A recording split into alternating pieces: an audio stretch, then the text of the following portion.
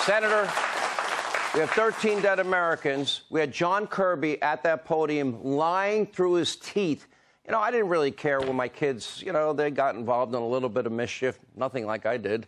That didn't bother me. But if they said I didn't do it when I knew they did, I got really angry about that part of it. In this case, you have a president lying over and over again, like he never once talked to Hunter about his foreign business dealings. That was a lie, too. But this is a lie that cost American lives, and we now have hostages being held in Afghanistan.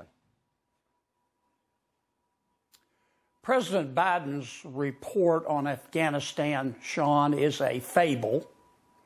The American people may be poorer under President Biden, but they're not stupid. President Biden's approval rating ranks right up there with jock itch among American voters. And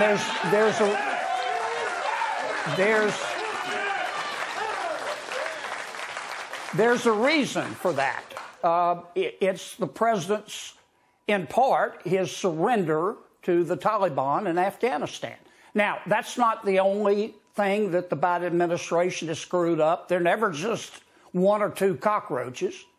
President Biden has mismanaged Congress. He's mismanaged COVID. He's mismanaged the border. He's mismanaged crime. He's mismanaged the spy balloon. He's mismanaged the economy. He's mismanaged fentanyl, and he's forfeited our energy independence.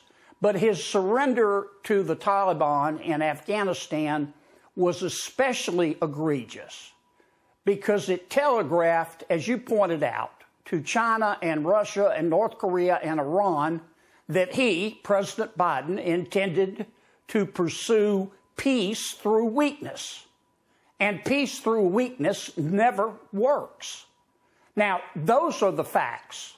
It gives me no joy to recite them, but unless you're a woker, or unless you have a neck tattoo, or unless you have both, you're both, you know that I am correct, and the American people know that I'm correct.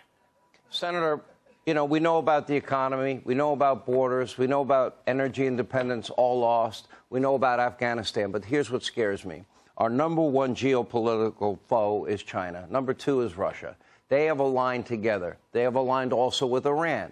They have now aligned also with Saudi Arabia. China brokering a deal between Iran and Saudi Arabia, and now Saudi Arabia and the Syrians.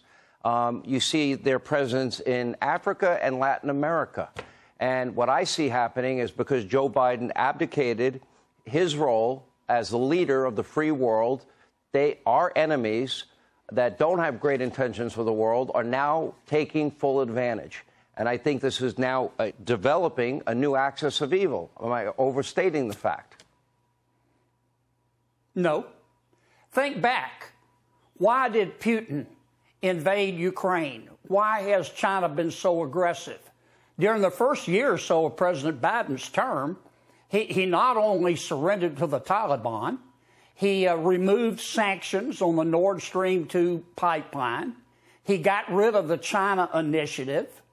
I mean, he showed every intention of trying to appease both China and Russia. And you mentioned what scares you. I'll tell you what also scares me.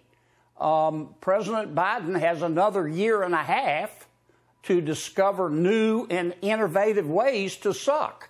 And it is a dangerous world out there.